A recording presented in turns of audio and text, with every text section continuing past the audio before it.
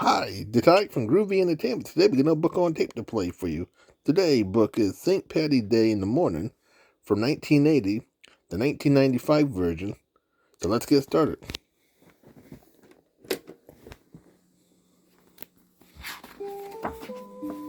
St. Patrick's Day in the Morning by Eve Bunting. Illustrations by Jan Brett. When you hear this sound, it's time to turn the page.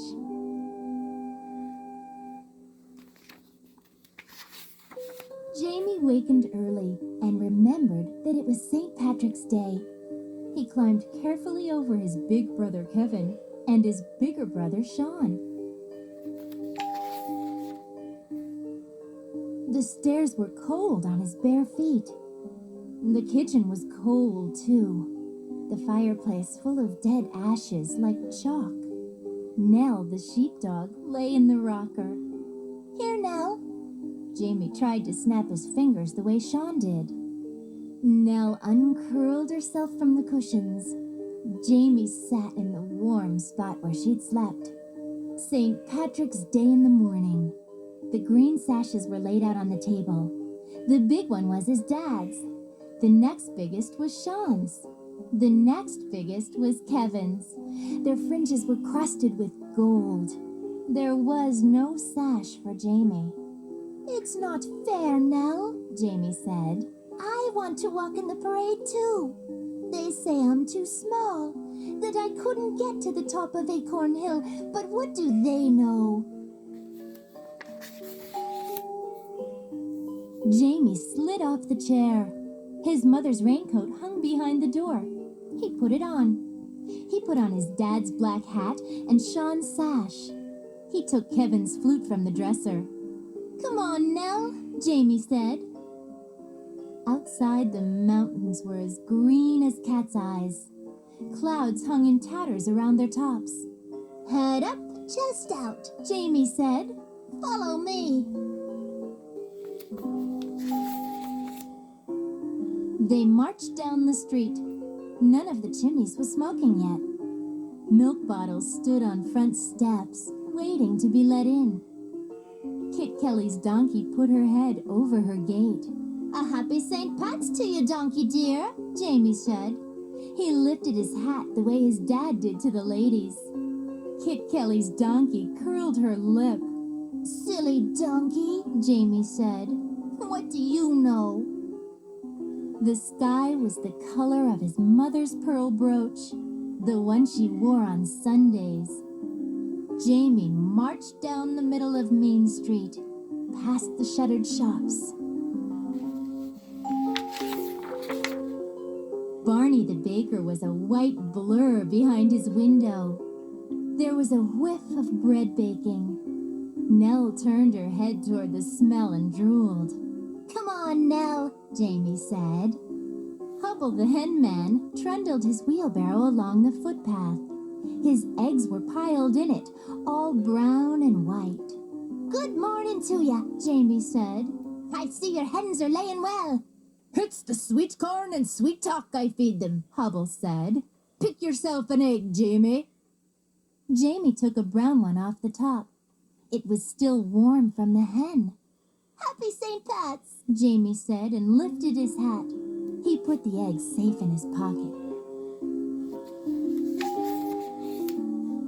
Jamie and Nell walked under the arches that spanned the street. Jamie wet the end of the flute with spit like Kevin did. Then he blew on it, and oh, the sounds he made! He puffed his cheeks. His fingers danced across the wind holes. Nell howled and put her tail down. Silly Nell. And what did she know? Mad old Mrs. Mulligan threw open her window and leaned out. "Save us all!" she yelled. "It's the terrible noise you're making, Jamie Donovan!" She banged her window shut. That mad old Mrs. Mulligan. And what did she know? Mrs. Mulligan's big red rooster cock-a-doodled from the roof. His wattle rattled and Nell howled again. It was as good as a chorus to go with the music. Jamie was sorry there was no one to hear but mad old Mrs. Mulligan. It was hard climbing up Acorn Hill, with all Jamie's breath going into the music. He'd better save his strength for the marching. He put the flute over his shoulder and stepped out. Mrs. Sims of the halfway up sweet shop leaned on her half door. "You're the early ones," she said. "Come on in, Jamie. You likely could use some refreshments." Jamie's head came to the level of Mrs. Sims' counter. Bottles of ginger ale stood on it. When he looked through them, everything was orange. Mrs. Sims gave him a bottle all for himself. She gave him a bun with a cherry on the top, too. Nell let her tongue hang out and begged nicely. Mrs. Sims threw her 2 jelly beans. Jamie ate his bun. He put the ginger ale bottle in his other pocket, the one that wasn't carrying the egg. "Here's a wee flag for you, too," Mrs. Sims said. "You can wave it later on, at the parade." Jamie sniffed. Mrs. Sims was nice, but what did she know? Wasn't this the parade, this very minute, and him in it? He took the flag anyway. "We'll have to be getting on, Mrs. Sims," he said. "We've a brave bit still to go." "Aye," Mrs. Sims said. "You'll be saving a good place for yourselves, for the watching." Jamie nodded. "Come on, Nell."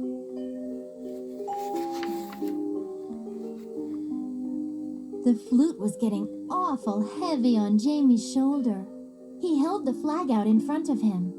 It was a very small flag, but it felt heavy too. "Don't be giving up now, Nell," Jamie puffed. "We're nearly there." They turned the sweep of Acorn Hill, and they were there. Jamie stopped. "Look, Nell!" In front of them was the field where the bands would be and the stage for the Irish dancing. There was a green ribbon around the platform to keep the people off. Jamie crept under it. He sat right in the middle of the stage, and Nell lay beside him. The sun was coming up. Jamie took the cap off his ginger ale and drank. He poured some in his hand for Nell. "And all of them were saying I was too small," he said. "What did they know?" The sun jumped up like a firecracker from behind the mountain. "A happy St. Pat's to ya, son," Jamie shouted. The words made a great shimmer of sound in the emptiness. Jamie pushed Nell's head from his knees and stood up. The last drop of ginger ale was gone from the bottle. He stuck the green and yellow flag in it. Then he put the bottle right in the middle of the stage. "See?" he told Nell. "That means we were here first. We did it, no matter what they said. Now we can go on home." It was easy going down Acorn Hill. There was nothing to it at all. The town was waking up. Some of the chimneys were smoking. The milk bottles had been let in, but Jamie's own house was still asleep. He opened the back door. The clock tick-tocked. The turf ashes lay in their white drifts. Jamie took off his mother's coat. He set Hubble's egg on the table. He climbed in the rocker, and Nell jumped beside him. He laid the flute across his knees and closed his eyes. Oh, the music he'd made! They'd not hear the likes of it all day. And wait till they saw the flag! The mystery of it, the wondering there'd be. There were feet coming down the stairs, but his eyes were too heavy to lift and look. Oh, our Jamie. Kevin's voice was soft, sound asleep, and with the sash and the flute and our dad's black hat. Are you sad now? And you not big enough to walk in the parade? Jamie kept his eyes closed and smiled. Silly Kevin. And what did he know?